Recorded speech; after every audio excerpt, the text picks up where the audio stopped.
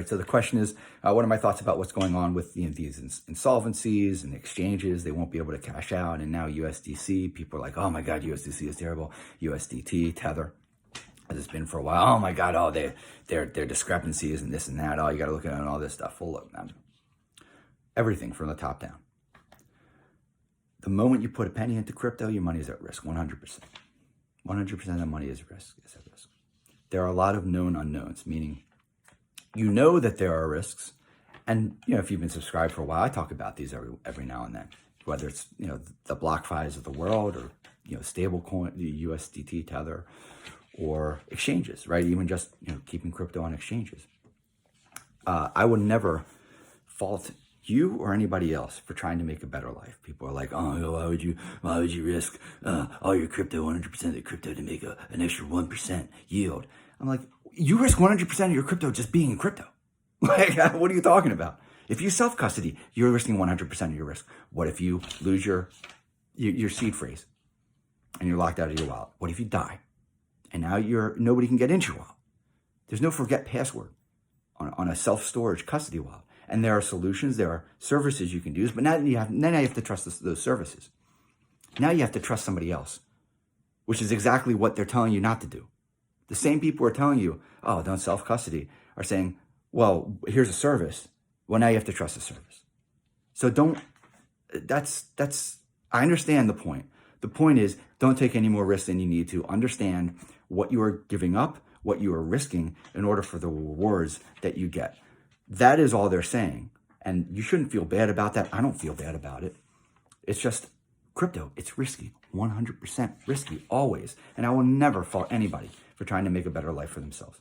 There is no reason that what happened with BlockFi, these insolvencies, 3AC, or anything else, there's no reason that had to happen now, 6 months ago, 6 months from now, or ever. So, but just understand and recognize the risk. It's kind of like when you play soccer or football, where you are. If you go up for a header, that is a very risky play. Header is banned in the United States, the header is banned in a lot of youth sports leagues because you go up for a header and there's a strong risk of concussion or whiplash. And that's before, or you run into the player on the other team, and now 2 concussions and 2 whiplashes. It's a dangerous play. But you're playing soccer, you want to win the game, you want to do something great for your team, put your team in a position to win the game, do better.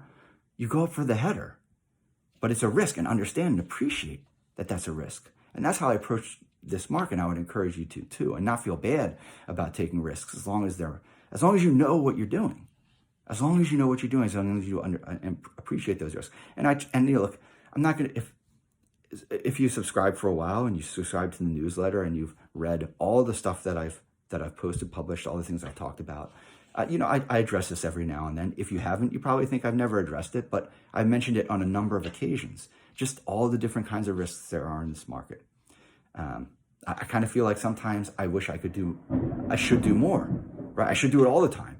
I just walk around talking about all the risks in this market, but then everybody would unsubscribe because there's no substance that there's no value for that, because those risks are a lot of known unknowns.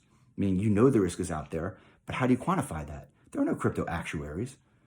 So, just accept that this market is risky. Everything you do is risky. Understand what those risks are. Get some sense of perspective around what those risks are, and then do what you think is best. I'm not gonna know what you think is best, and I'm not gonna know what's best for you. For me, my general approach is to spread the risks around and limit my exposure, and that has a risk in itself.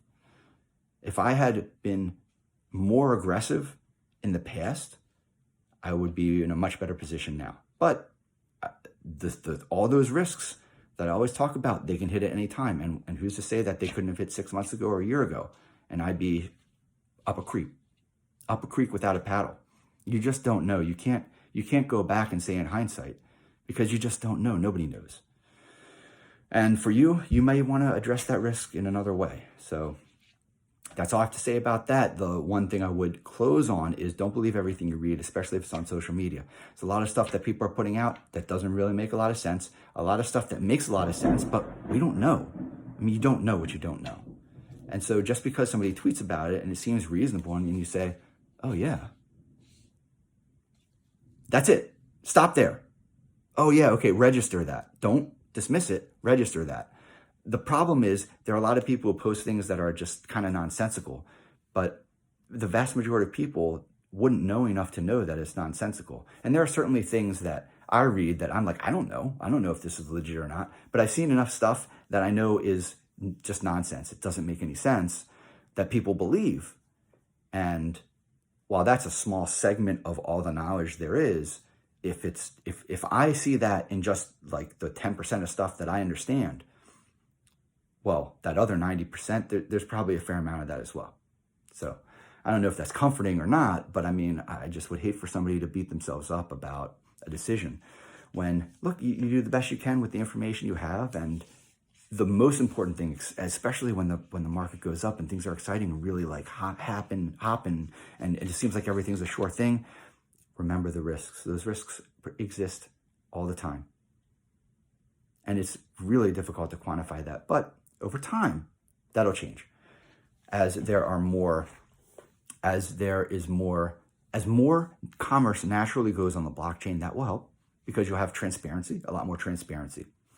You'll also probably have a lot of on-chain analysts who misinterpret all those things and errantly cause you to believe something that's not true, which happens in every industry everywhere.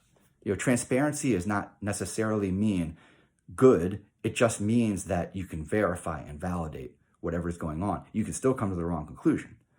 There's also going to be either the industry innovating with guardrails and different types of insurance products and different sorts of means to mitigate risk, or authorities and regulators coming in and mitigating risks. Those, you'll have that as well. That doesn't necessarily mean it makes things better. Just because something is less risky doesn't mean it is better. There's always a trade-off, but the risks will come down. And so there are a lot of things that could change over time. But right now, look, crypto, it's a very risky asset. So whether you put it in BlockFi, keep it in a custodial wallet, put it anywhere else you want, it's a risky business. And that's before we even talk about smart contract failures, protocols, protocol hacks, hackers, and also, oh my God, you'll run down a list. But don't misunderstand me. Like, it kind of sounds like I'm saying, like you would come to a normal person would come to the conclusion and say, well, I would never touch crypto. Why would I want to do that? But if you don't try, you'll miss out on all the upside that comes from having a stake in I've said this before, I'll say it again. You'll own a stake in the financial networks of the future, and you'll get in at a fraction of what it will cost you when these things are mainstream and safe. So I think it's worth the risk, and as long as you go in eyes wide open,